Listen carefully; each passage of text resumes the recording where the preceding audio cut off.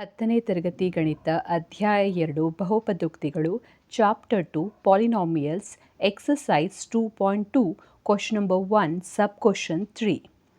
ಈ ಕ್ವೆಶ್ಚನಲ್ಲಿ ನಾವು ಬಹುಪದೋಕ್ತಿಯ ಝೀರೋಸ್ಗಳು ಅಥವಾ ಶೂನ್ಯತೆಗಳನ್ನು ಕಂಡುಹಿಡಿದು ನಂತರ ಅದನ್ನು ತಾಳೆ ನೋಡಬೇಕು ಅಥವಾ ವೆರಿಫೈ ಮಾಡಬೇಕು.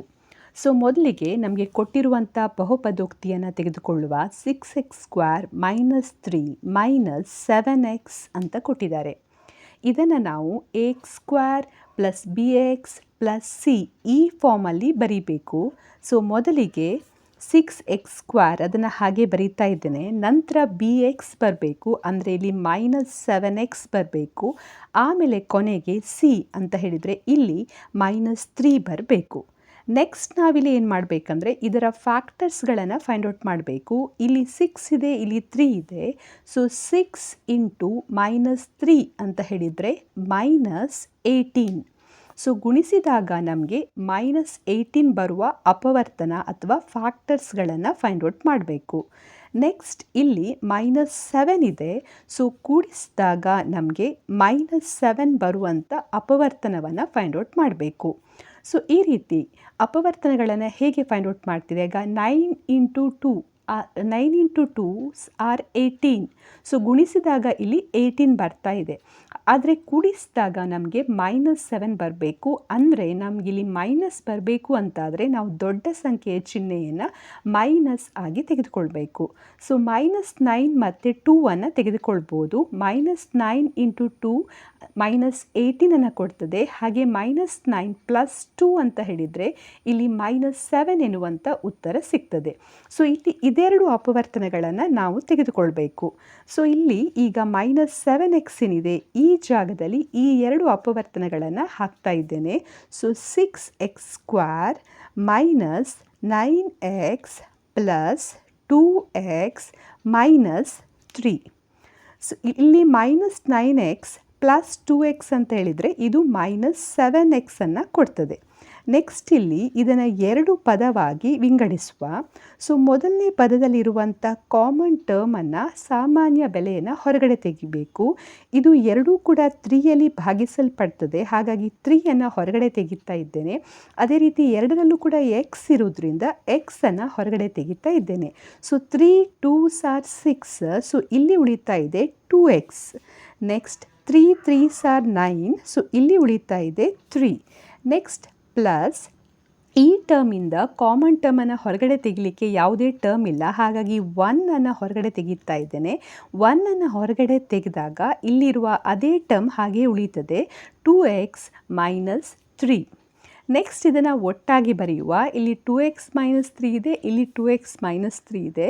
ಸೊ 2x - 3 ಒಂದು ಟರ್ಮ್, ಹಾಗೆ 3x + 1 ಇದು ಇನ್ನೊಂದು ಟರ್ಮ್. ಸೊ ನಮಗೀಗ ಏನು ಬೆಲೆ ಸಿಕ್ಕಿದೆ? ನಾವು ಮೊದಲು ತೆಗೆದುಕೊಂಡಂಥ ಅಪವರ್ತನ 6x² - 7x - 3 ಇದು ಯಾವುದಕ್ಕೆ ಸಮವಾಗಿದೆ ಅಂತ ಸಿಕ್ಕಿದೆ? 2x - 3 ಹಾಗೆ 3x + 1ಗೆ ಸಮವಾಗಿದೆ ಅಂತ ಸಿಕ್ಕಿದೆ. ನೆಕ್ಸ್ಟ್ ನಾವು ಈ ಬಹುಪದೋಕ್ತಿಯ ಶೂನ್ಯತೆ ಅಥವಾ ಝೀರೋಸನ್ನು ಕಂಡುಹಿಡಿಬೇಕು. ಸೊ ಇಲ್ಲಿ ನಮಗೆ ಶೂನ್ಯತೆ ಅಥವಾ ಝೀರೋಸನ್ನು ಕಂಡುಹಿಡಿಬೇಕಾದ್ರೆ ಇಲ್ಲಿ ಈ ಬೆಲೆ 0 ಆಗಬೇಕು. ಸೊ ಈ ಬೆಲೆ 0 ಯಾವಾಗ ಆಗ್ತದೆ? 2x - 3 0 ಆದಾಗ ಅಥವಾ 3x + 1 0 ಆದಾಗ. ಯಾವುದಾದ್ರೂ ಒಂದು ಬೆಲೆ 0 ಆದಾಗ ಈ ಬೆಲೆಯು 0 ಆಗ್ತದೆ. ಯಾಕೆಂದರೆ 0 ಇಂಟು ಯಾವುದೇ ಟರ್ಮ್ ಅಂತ ಹೇಳಿದರೆ ಅದು 0ಯನ್ನು ಕೊಡ್ತದೆ. ಆದ್ದರಿಂದ ನಾವಿಲ್ಲಿ ಬರಿಬೋದು 2x - 3 = 0 ಆರ್ ಅಥವಾ 3x + 1 = 0. ನೆಕ್ಸ್ಟ್ ಇದನ್ನು ಸಿಂಪ್ಲಿಫೈ ಮಾಡುವ. -3ಯನ್ನು ಈ ಬದಿಗೆ ತಂದಾಗ 3 ಆಗ್ತದೆ. ಸೊ x = 3/2 ಎನ್ನುವಂಥ ಬೆಲೆ ಸಿಗ್ತದೆ. ಅದೇ ರೀತಿ ಇಲ್ಲಿ 3x = 1 ಈ ಬದಿಗೆ ತಂದಾಗ -1. ಸೊ x = -1/3 ಎನ್ನುವಂಥ ಬೆಲೆ ಸಿಗ್ತದೆ. ಇಲ್ಲಿ ನಮಗೆ ಎರಡು ಬೆಲೆಗಳು ಸಿಕ್ಕಿದೆ. ಇದನ್ನು ನಾವು ಝೀರೋಸ್ ಆಫ್ ಪಾಲಿನಾಮಿಯಲ್ ಅಥವಾ ಬಹುಪದೋಕ್ತಿಯ ಶೂನ್ಯತೆಗಳು ಅಂತ ಹೇಳ್ತೇವೆ. ಹಾಗೆ ಇವೆರಡನ್ನು ನಾವು ಆಲ್ಫಾ ಬೀಟಾ ಅಂತ ಹೇಳ್ತೇವೆ ಫಾರ್ಮುಲಾದ ಪ್ರಕಾರ. ಸೊ ಬಹುಪದೋಕ್ತಿಯ ಶೂನ್ಯತೆಗಳು ಯಾವುದೆಲ್ಲ ಆಗಿದೆ? 3/2 ಮತ್ತು -1/3. ನೆಕ್ಸ್ಟ್ ನಾವೇನು ಮಾಡಬೇಕು, ನೆಕ್ಸ್ಟ್ ನಾವು ಇದನ್ನು ತಾಳೆ ನೋಡಬೇಕು, ಅಂದರೆ ವೆರಿಫೈ ಮಾಡಬೇಕು. ಸೊ ಇಲ್ಲಿ ನಮಗೆ 2 ಫಾರ್ಮುಲಾ ಗೊತ್ತಿದೆ. ಶೂನ್ಯತೆಗಳ ಮೊತ್ತ ಅಥವಾ ಸಮ್ ಆಫ್ ಝೀರೋಸ್ ಅಂತ ಹೇಳಿದರೆ ಆಲ್ಫಾ ಪ್ಲಸ್ ಬೀಟಾ.